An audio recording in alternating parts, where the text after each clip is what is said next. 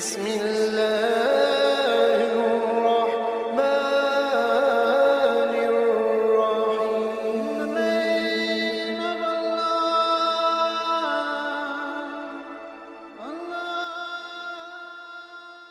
بسم اللہ الرحمن الرحیم. شروع اللہ کے نام سے جو بڑا مہربان اور نہایت رحم والا ہے. حضرت ابو امامہ رضی اللہ تعالی عنہ کا اصل نام صدی بن عجلان ہے، لیکن یہ اپنی کنیت ابو امامہ باہلی کے نام سے مشہور ہیں. جب دائرہ اسلام میں داخل ہوئے تو رسول اللہ صلی اللہ علیہ وآلہ وسلم نے انہیں حکم فرمایا کہ جاؤ اپنی قوم کو اسلام کی تبلیغ کرو. چنانچہ حکم نبوی صلی اللہ علیہ وآلہ وسلم کی تعمیل میں اپنے قبیلے پہنچے. آپ نے اپنے قبیلے کے لوگوں کو اسلام کی دعوت دی. بجائے اس کے کہ آپ کی دعوت پر لبیک کہتے اور اسلام قبول کرتے، انہوں نے حضرت ابو امامہ رضی اللہ تعالی عنہ کے ساتھ بہت برا سلوک کیا. کھانا تو دور کی بات، پانی کا قطرہ بھی پینے کو نہیں دیا. الٹا حضرت ابو امامہ رضی اللہ تعالی عنہ کا مذاق اڑانے لگے، یہاں تک کہ ان کو برا بلا کہتے ہوئے ان کو اپنی بستی سے ہی نکال دیا. حضرت ابو امامہ رضی اللہ تعالی عنہ بھوک پیاس سے نڈال ہو چکے تھے. اب ان میں چلنے پھرنے کی سکت بھی نہیں رہی تھی. قبیلے والوں نے قبیلے میں داخل ہونے پر بھی پابندی لگا دی. وہ لاچار ہو کر کھلے میدان میں سو گئے. حضرت ابو امامہ رضی اللہ تعالی عنہ نے خواب دیکھا کہ ایک فرشتہ آیا اور انہیں دودھ سے بھرا ہوا برتن پیش کیا. ابو امامہ رضی اللہ تعالی عنہ نے خواب میں خوب سیر ہو کر دودھ پیا. اللہ تعالیٰ کی شان دیکھیے کہ جب نیند سے بیدار ہوئے تو نہ بھوک کا خیال تھا نہ ہی پیاس باقی تھی.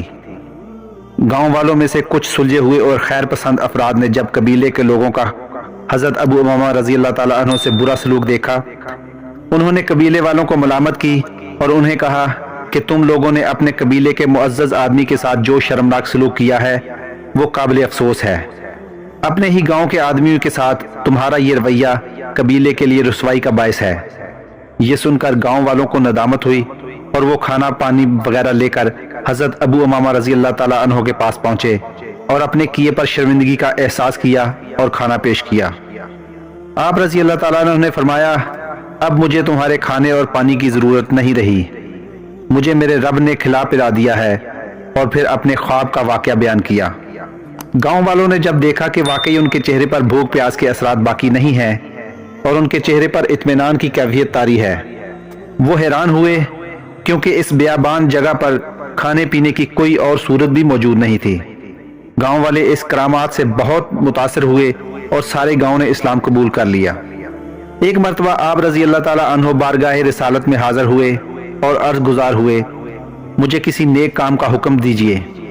ارشاد فرمایا، روزے کو لازم پکڑ لو، اس کی مثل کوئی عمل نہیں. اس کے بعد آپ اور آپ کی اہلیہ، کنیز اور غلام سبھی روزے رکھا کرتے تھے. یہاں تک کہ دن کے وقت آپ رضی اللہ تعالی عنہ کے گھر میں کھانا پکتا یا دھواں نکلتا تو لوگ سمجھ جاتے کہ آپ رضی اللہ تعالی عنہ کے گھر میں کوئی نہ کوئی مہمان ضرور ٹھہرا ہے کہ جس کے لیے کھانا پک رہا ہے. آپ رضی اللہ تعالی عنہ فرماتے ہیں کہ رب جلیل کے فضل و کرم سے میرا اس پر عمل رہا، لہٰذا ایک بار پھر بارگاہ رسالت میں عرض گزار ہوا، یا رسول اللہ صلی اللہ علیہ وآلہ وسلم، آپ نے روزہ رکھنے کا حکم ارشاد فرمایا تھا، اب اللہ پاک نے میرے لیے اس میں برکت رکھ دی ہے، لہٰذا مجھے دوسرے عمل کے بارے میں بھی حکم فرما دیجئے. ارشاد فرمایا، تم اللہ کے لیے ایک سجدہ کرو گے تو وہ تمہارا ایک درجہ بلند کرے گا اور ایک خطا مٹا دے گا. مسند احمد حدیث نمبر 22202. ایک مرتبہ آپ رضی اللہ تعالیٰ عنہ کے پاس صرف 3 دینار تھے. دروازے پر سائل آیا تو آپ نے اسے 1 دینار دے دیا. پھر دوسرا سائل آیا تو اسے بھی 1 دینار دے دیا. پھر تیسرا سائل آیا تو اسے آخری دینار بھی دے دیا. یہ دیکھ کر خادمہ نے عرض کی، آپ رضی اللہ تعالیٰ عنہ نے ہمارے لیے تو کچھ بھی نہیں چھوڑا.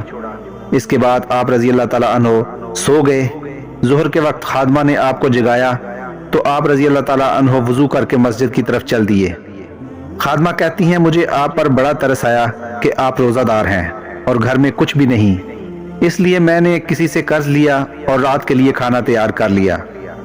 پھر وقت مناسب پر آپ رضی اللہ تعالیٰ عنہ کے لیے چراغ روشن کر دیا.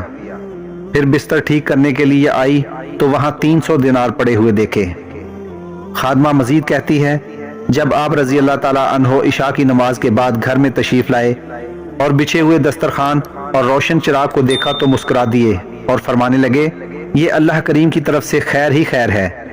میں ان کے کھانا کھانے تک وہیں کھڑی رہی۔ پھر میں نے عرض کی، اللہ پاک آپ پر رحم فرمائے، آپ بے پرواہی میں ان دیناروں کو چھوڑ کر چلے گئے اور مجھے بتایا بھی نہیں کہ میں ان کو اٹھا لیتی۔ آپ رضی اللہ تعالیٰ عنہ نے حیران ہو کر پوچھا، کیسے دینار؟ میں تو گھر میں کچھ بھی چھوڑ کر نہیں گیا۔ یہ سن کر میں نے آپ رضی اللہ تعالیٰ عنہ کا بستر اٹھا دیا۔ آپ رضی اللہ تعالیٰ عنہ نے ان دیناروں کو دیکھ کر بہت خوش ہوئے اور اس پر بڑے حیران بھی ہوئے۔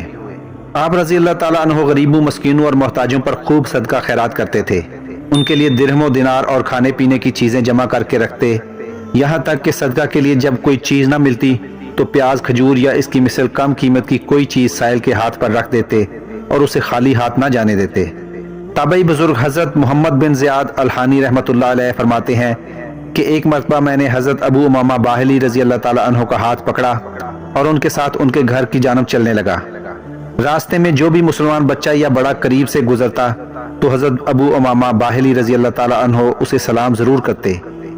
گھر کے دروازے پر پہنچ کر آپ رضی اللہ تعالیٰ عنہ نے ارشاد فرمایا، ہمیں رسول اللہ صلی اللہ علیہ وآلہ وسلم نے حکم ارشاد فرمایا ہے کہ ہم سلام کو عام کریں۔ حضرت ابو امامہ رضی اللہ تعالیٰ عنہ نے 86 ہجری میں 91 برس کی طویل عمر پا کر شام کے شہر حمص کے ایک دور افتادہ گاؤں دنوا میں وصال فرمایا۔